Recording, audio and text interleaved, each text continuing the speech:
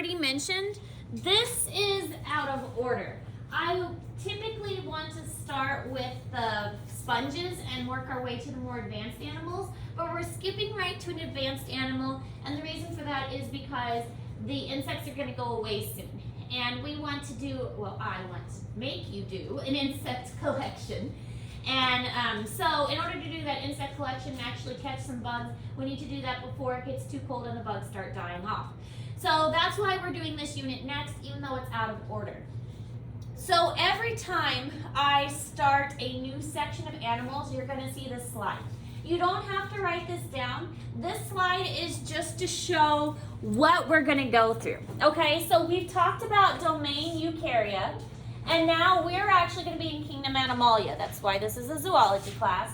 And then these are all the different phylums. We're going to look at things phylum by phylum and take it group by group. So as I said, typically we would start with phylum Porifera, which is the most basic, which is the sponges. So we are skipping all the way down here. So you can see we're skipping a big chunk of animals to go right to the arthropods. Now, the other misconception with the arthropods is that they are only insects. They are not. Based on your bell work, what other animals are in this group? Spiders, what else? Crustaceans. So these are like crabs and crayfish. And that's the dissection we're actually going to do is a crayfish dissection. I have requested the supplies. We do have some crayfish left over from last year, but hopefully we'll get the rest of them in soon. So anyways, we're skipping quite a few to go to arthropods, and this is a huge group. That was the other point of the bell work, and also that question on the test yesterday was to get you thinking about just how big this group of animals actually is. It's huge. There are more arthropods than all the other animals combined. If you take all of these other animals and put them in a group, there's still going to be more arthropods. Huge, huge group. So these are all the animals we are going to get through this year. We will eventually get to the really cool ones, reptiles, aves, and mammals. We may move the birds forward too, because a lot of the birds are going to start flying south for the winter. So we may do the birds next. The other option is to wait until spring to do the birds when the birds start coming back from migration. So we'll kind of see how long it takes us to get through the arthropods and see what the weather is like. So as I said, every time we start a new unit of actual animals, we'll see this slide just to kind of help us keep track of where we're at. So we are going to start with the arthropods, and we are eventually going to get through all of these. Usually I am able to get through all of these in a zoology class. So we will be able, sometimes we get a little rushed when we get here because it starts to get toward the end of the year, but we should be able to make it through all of them. All right, so the things you need to write down here is the different classes, because you will be responsible for knowing these different classes. We're in the domain Eukarya, Kingdom Animalia, and phylum Arthropoda. But there are, because it goes domain, kingdom, phylum, class is next. So these are the main classes that we're going to be learning about. Class Malacostraca, which is the crustaceans, crabs, lobsters, crayfish, shrimps, isopods, things like that. Class Arachnida, scorpions, spiders, and ticks. Hexapoda, which are the insects. That's the big group. Diplopoda, which are millipedes, and Chilopoda, which are centipedes. They go off legs. Yeah, so Diplopoda, millipedes, it's supposed to stand for 1,000 legs. Millipedes don't really have 1,000 legs, which we'll learn. Centipedes are supposed to be 100 legs. They don't really have 100 legs. But yeah, lots of legs.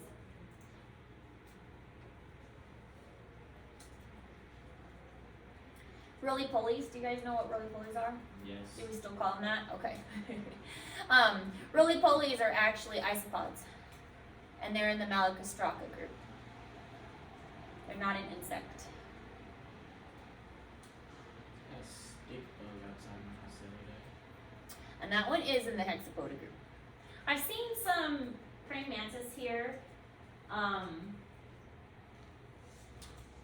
Lots of other kinds. We have a better selection here than my Garden City students had. You guys will have an easier time with your insect collection than they did. Bet you I could find a cicada really easy. Yeah, there's a lot of those. And good job calling it a cicada, not a locust.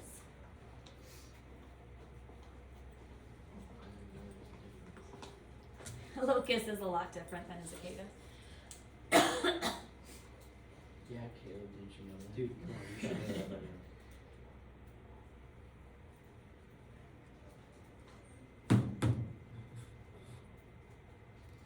Just like daddy long-legged spiders aren't really spiders.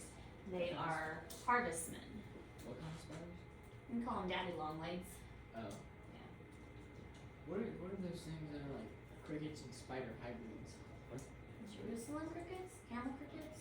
I don't know, but they're like crickets and they like live in the basement. Probably a camel cricket is what you're thinking of. Things that have really long legs. Mm-hmm. They're kind of crazy looking. But harmless. Harmless until you see one. They freak you out. Now June bugs, those ones are kind of annoying. They like attack you. They hurt.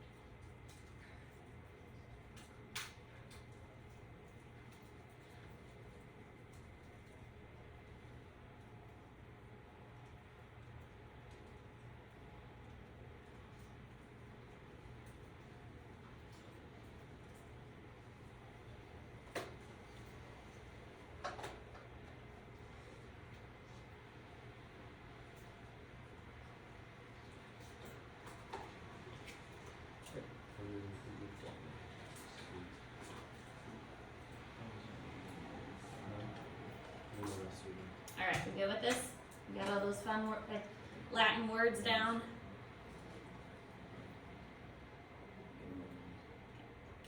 Okay, so today is just looking generally at what the phylum Arthropod consists of. So these are general characteristics that pretty much all organisms in this group have.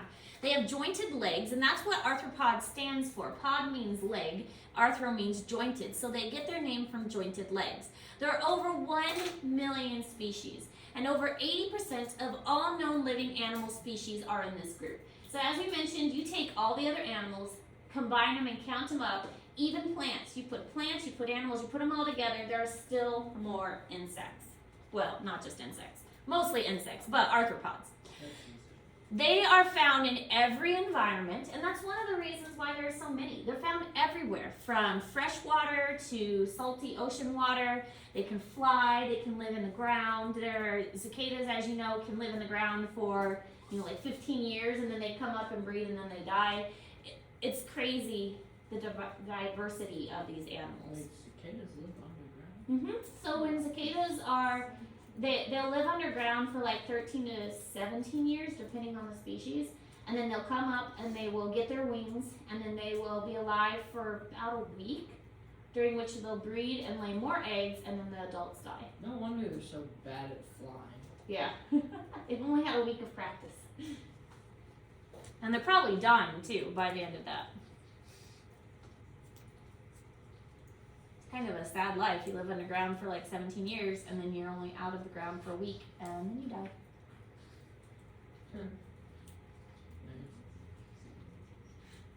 I'm sure you've seen their shells hanging on stuff. On like trees and stuff. Like, I was like, oh look, there's a cicada there. I didn't really think they came out of the ground. I don't know where they all went though. I don't know where they came from. They come from the ground and then they die. And usually other animals eat them.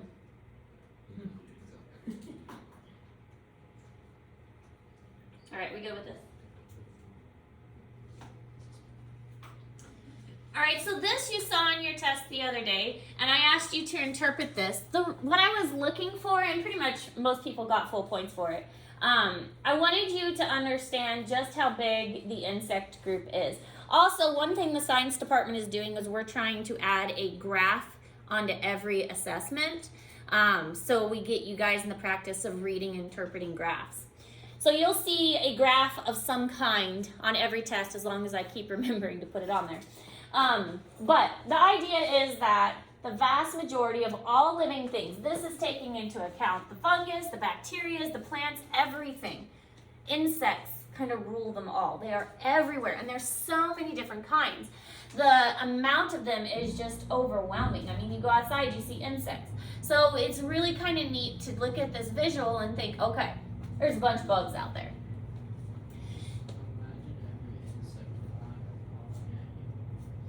So if we took just the arthropods section and we looked at just the arthropods, so now we're just looking at arthropods and not the entire animals, what do you notice from this? What do we have the most of?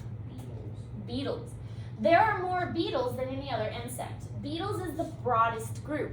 So my mealworms that I feed Liz, those are beetles. They fall under that beetle group. So there's other arthropods. The crustaceans are actually quite small. Bees, wasps, butterflies, flies in general. But the beetles take up most of it. Flies are pretty annoying. You ever seen a botfly larvae? Not the larvae, but I've seen a botfly. Are those the ones that like you can swallow on accident and they'll like crawl out of your skin? Not so much swallow. I think they lay the eggs in the skin. And then yeah, they're like huge and they it's really gross. Ugh. That's another thing in this class. We are going to learn some disturbing stuff. You just wait till we get to the parasitic worms. That's a fun topic. Well, we're gonna learn about the roundworms and the tapeworms. Anyways, so arthropods, the first to breathe air and live on land. So before this, organisms lived in water. That's where they believe that organisms first developed as far as evolution goes, was in the ocean. And it wasn't until later that they were able to figure out how to use air and to breathe on land. And so arthropods were the first ones to actually live on land, breathe air, and make that transition. Over 500 million years ago. So, I mean, again, long time. This phylum, of course, is going to include the crustaceans, the crabs, lobsters, shreds, the arachnids, insects, millipedes, and centipedes. You don't have to write these down since you just wrote those down on the other slide. Okay, so just understand that they're the first ones to breathe air, but you already wrote down the phylums on the other slide, so you don't have to write them down again.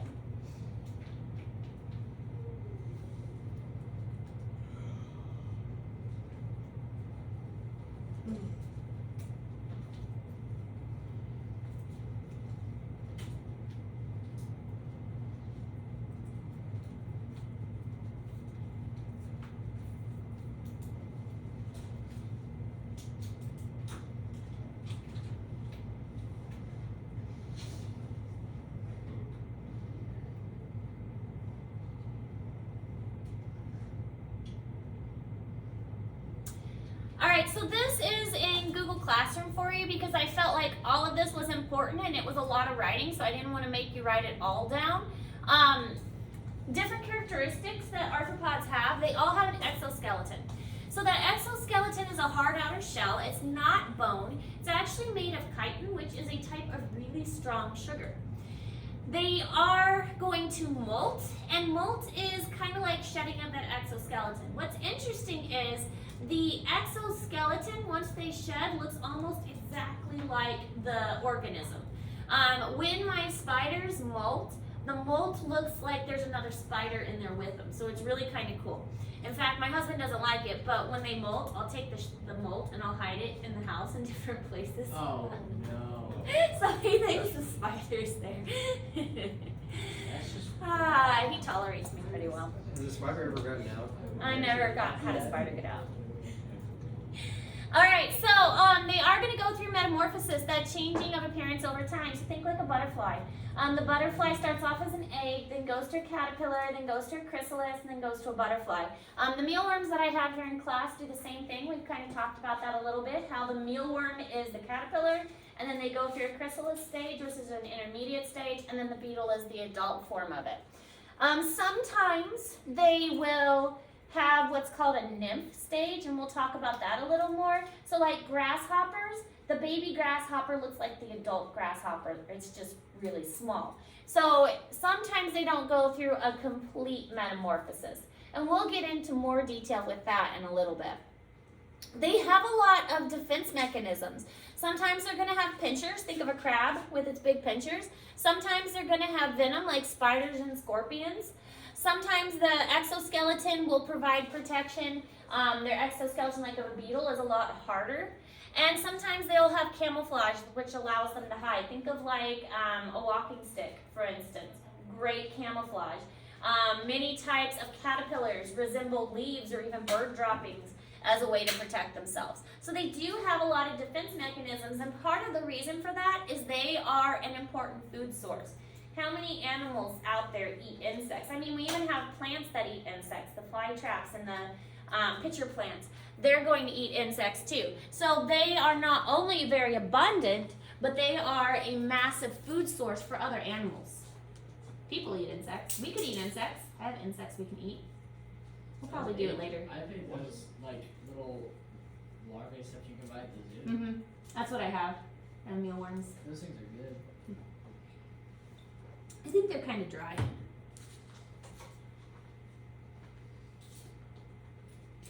Alright, so complete metamorphosis, this is what it looks like. It starts off as an egg, turns into a larvae or a caterpillar, then it transforms into the pupa, which is the chrysalis phase, and then it turns into the butterfly. So with complete metamorphosis, you have 4 steps. Egg, larvae, pupae, adult. So 4 steps for complete metamorphosis. Here's an example of a defense technique. This is a fiddler crab. Now, there is theories that this crab is not necessarily useful as a defense, like as to actually pinch something, and it's more of a trait that the males develop in order to attract the female. So another thing we're going to figure out a lot with zoology is that many males will develop characteristics that attract a female. And so the big claw, the bigger the claw, the more attractive the crab, and the more that the females may want to mate with them. Another defense technique here is the stinger of a scorpion, and it does inject venom. That's how they not only defend themselves, but also how they catch their prey. So they'll sting them with the tail to catch their prey. Alright, so that is all the notes we're taking today. We learned a lot about insects and arthropods in general as an introduction, and as this is what generally we're going to see with these animals. We are going to get more specific and talk about each group of animals, including the crustaceans and the aquatic ones, and going on with the different insects. Now, any questions before we move on? No? Okay. So here's the thing. This group is big. I know I've said that multiple times. So there is no way we can cover everything. There is a whole class at my university that was just insects, entomology. The whole semester we just learned about bugs because that group is just so big. So there's no way that we have time to cover every single group of insects. So to make up for that, we are going to do, and you guys are going to love this, you're going to be so excited, group presentations. Yay! We're going to do group presentations of different groups of insects. So you and a group, or if you really want to do it by yourself, that's fine. I know some people don't like working in groups, and that's perfectly fine. Groups of no more than 3. 2 to 3 per group, or by yourself if you would like. So if you would like to do a group or by yourself, we have a sign-up list, and you are each going to pick a different group of insects. Okay, so these are all of the insects. This is all the different orders. So you can see that there's, well, I think it's most of the orders. It might be all of them. Anyway, there's a lot, and this is why we can't go over all of them. So we'll each pick a different group, and then by presenting to the class, we'll kind of learn about that different types of insects. So this is a different way for us to learn about the different insects groups without me actually having to stand up here and tell you about every single one. You guys are going to teach each other instead. So, the instructions for what's expected are in Google Classroom. This will be, we'll have to see. We're going to present sometime next week, maybe Wednesday or Thursday of next week. We'll have to kind of see how things go, how the lessons progress, if we go outside to catch bugs, things like that. But we'll present Wednesday, Thursday-ish of next week, depending on how class goes. But for right now, I want you guys to think about your groups and what group, or if you'd like to work by yourself and who you'd like to work with. And then once you have that decided, I'm going to put this paper over here And then you can come sign up for an insect group. Just make sure you do get signed up for a group before you leave class, and you can start working on your presentation today. Now, all of the instructions again are in Google Classroom. It tells you in more detail exactly what I'm looking for. Okay, you're gonna need pictures. It's gonna need to be some kind of slideshow that you're gonna be able to present. Everybody in the group will need to talk during the presentation, and you're basically covering your group of insects. Sound good? I know you guys are super thrilled about presentations. I always loved them when I was in school. All right, so go ahead and figure out your groups and then sign up for an insect group, and you guys can begin working on your presentations. But also don't forget tomorrow, Gizmo and practice test was due yesterday, but Gizmo due tomorrow. I'm almost done grading tests. I plan to try and get those graded and finished up today. So, but as I said, tests went pretty good. You guys did a pretty good job.